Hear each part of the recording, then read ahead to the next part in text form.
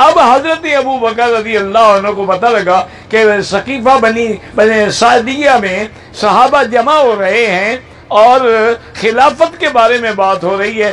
انصار کہتے ہیں کہ ہمیں خلیفہ بنایا جائے، کہ ہم نے حضور کو سینے سے لگایا، مکے والوں نے تو نکال دیا. حضرت ابو بکر رضی اللہ تعالیٰ تشریف لے آئے. آپ نے فرمایا انصار سے کہ تم ہمارے بھائی ہو، ہم تمہارا اکرام کرتے ہیں، تم نے ہمارا اکرام کیا ہے، لیکن حضور کی ایک حدیث ہے کہ لا خلافت الا فی قریش، میرے بعد خلیفہ قریشیوں میں سے بنے گا. انہوں نے کہا تو بس اب ہم اپنی درخواست واپس دیتے ہیں، چونکہ ہم تو انصار ہیں. اب قریشیوں میں کون بنے گا؟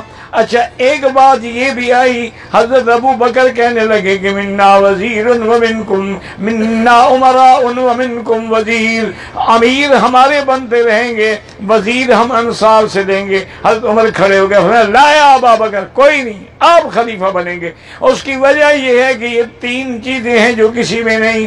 ثانی اثنین اذ ہما فی الغار، یہ قرآن تیرے حق میں اترا ہے.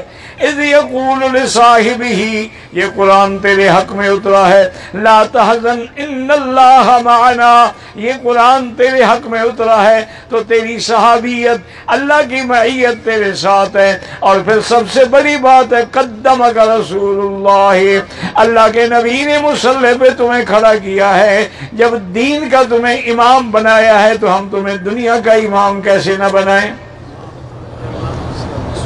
فبایا عمر فبایا اصحاب رسول اللہ، سب سے پہلے حضرت عمر نے بیعت کی، پھر سب صحابہ نے بیعت کی. اور 3 روز تک حضرت ابو بکر خطبہ دیتے اور فرماتے لوگو اگر تمہیں میری بیعت سے اعتراض ہو میں اب بھی استعفیٰ دینے کے لیے تیار ہوں.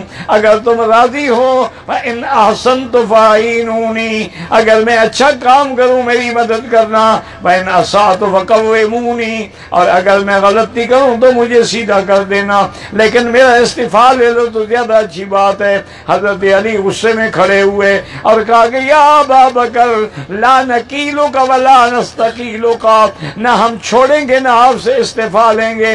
کیف اؤخر من قدم رسول اللہ، ہم اس کو پیچھے کیسے ہٹائیں جس کو حضور نے مقدم کر دیا ہو. تو یہ ساری باتیں ہیں کہ حضرت علی نے خیر بیعت نہیں کی، ساری بات آپ نے بیعت کی اور ہمیشہ حضرت علی کے وزیر رہے رضوان اللہ علیہم اجمعین. اللہم ثبتنا علی الایمان وارزقنا حسن الختام واجعل آخر کلامنا لا الہ الا اللہ محمد رسول اللہ.